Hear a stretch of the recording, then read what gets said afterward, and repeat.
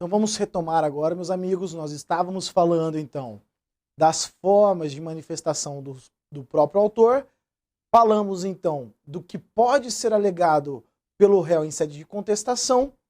E agora chega então o momento em que o magistrado ele deverá, portanto, analisar se, não sendo a hipótese de indeferimento da petição inicial, não sendo hipótese de improcedência de plano, deverá então o próprio magistrado sanear e organizar o processo. Portanto, não ocorrendo indeferimento da inicial, não ocorrendo a improcedência liminar ou julgamento conforme o estado do processo, portanto, não sendo no caso, inclusive, de indeferimento de improcedência liminar, mas não havendo necessidade de maior dilação probatória, pois aqueles fatos alegados na inicial, aqueles fatos alegados na contestação, já são, inclusive, provados pelas provas apresentadas, provas documentais, pode o magistrado, então, julgar conforme o estado do processo.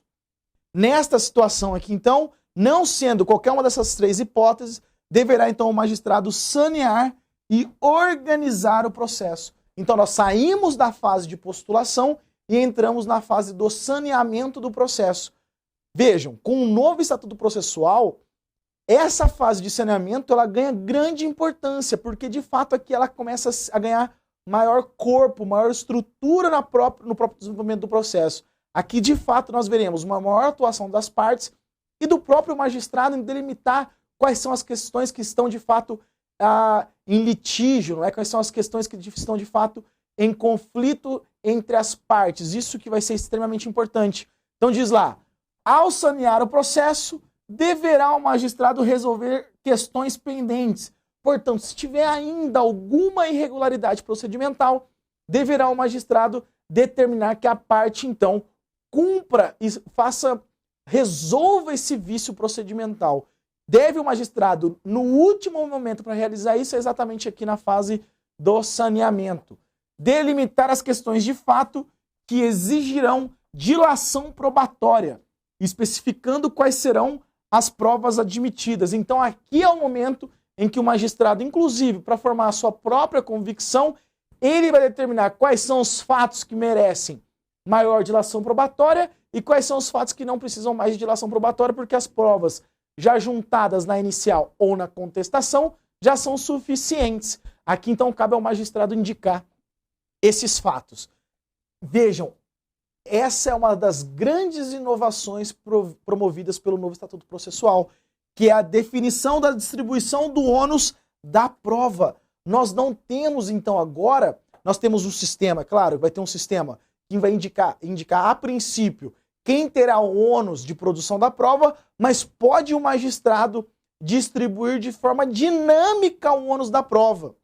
Nesta situação, então, pode o magistrado, inclusive, inverter o ônus da prova. Veja bem, são coisas distintas. Uma situação é a inversão do ônus da prova, outra situação é a distribuição dinâmica do ônus da prova. O magistrado vai verificar quem tem maiores condições de produzir a prova, inclusive podendo inverter aquela regra previamente estabelecida na legislação. Aqui, então, nós teremos tanto a distribuição dinâmica do ônus da prova, quanto a possibilidade de inversão do ônus da prova, que é o que está previsto no nosso Código de Defesa do Consumidor.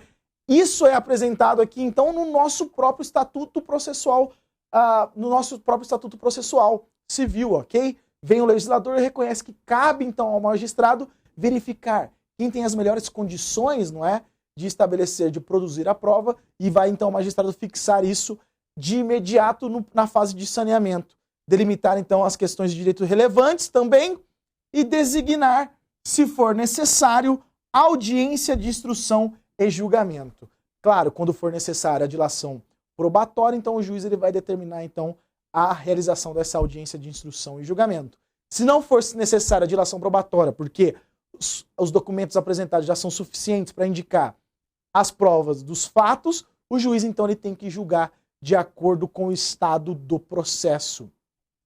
Da decisão que promove o saneamento do processo, poderão as partes solicitar esclarecimentos no prazo de 5 dias, sob pena de preclusão. Portanto, daquela decisão que vai determinar quem tem o ônus processual, quem tem o ônus de produção de prova, quem então, quais são os fatos que devem ser provados mediante a dilação probatória e todas as questões, então, que serão apreciadas na fase da decisão do saneamento, essa decisão, contra esta decisão, podem as partes, então, requerer esclarecimento no prazo de 5 dias, sob pena de preclusão. Podem as partes, de forma consensual, promover a delimitação da parte contraditória no processo, podendo o magistrado homologá-la, ficando todos, inclusive o magistrado, vinculados a essa homologação. O que nós temos aqui? Mais uma hipótese, então, de celebração de negócio jurídico processual. Nesta situação, as partes, então, os sujeitos do processo, eles, de forma consensual, determinam qual é o objeto da contradição. O magistrado, então, ele reconhece que o que as partes colocaram como contradição, de fato, é aquilo que está gerando litígio, e ele homologa. Quando ele faz isso, inclusive o próprio magistrado fica vinculado, então, à delimitação dessa contradição estabelecida pelas partes de forma consensual. Em caso de causa complexa, poderá o magistrado designar audiência para que o saneamento seja feito em cooperação com as partes que deverão integrar ou esclarecer as suas alegações. Portanto, quando a causa for mais complexa, tem vários pedidos, tem várias relações ali que devem ser esclarecidas, pode o magistrado designar uma audiência única e exclusivamente para promover o saneamento do próprio processo. Ele vai solicitar que as partes venham em juízo para esclarecer alguns pontos e delimitar, então, ônus da prova em relação às partes, aos fatos que são relevantes, os fatos jurídicos que são relevantes, os fatos que são contraditórios, os fatos que precisam ser provados, etc. Todo o objeto da decisão de saneamento, então, pode ser esclarecido nessa audiência, né? Audiência para o saneamento do processo. No caso de realização da dilação probatória, então, sendo necessária a própria produção de prova testemunhal, o juiz determinará, então, a apresentação do rol de testemunhas no prazo nunca superior a 15 dias. Então, o juiz, na situação, dentro da fase do saneamento, ele verifica que, de fato, é necessário a produção de prova testemunhal.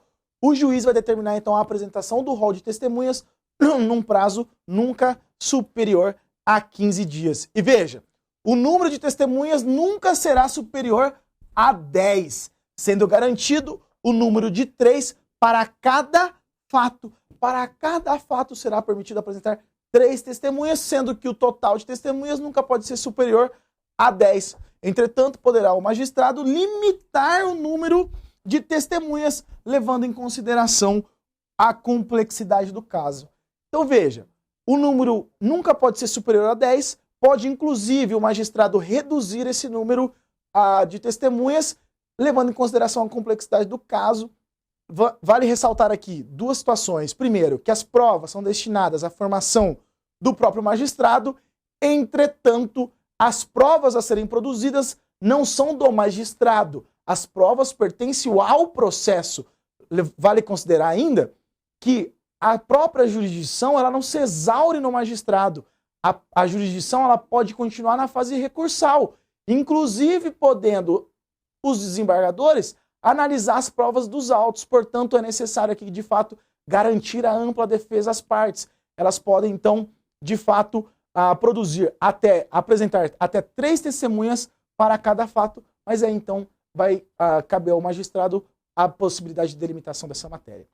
Ok, pessoal? Em relação à fase do saneamento, esses são os pontos mais importantes. Voltamos daqui a pouco para dar continuidade. Forte abraço.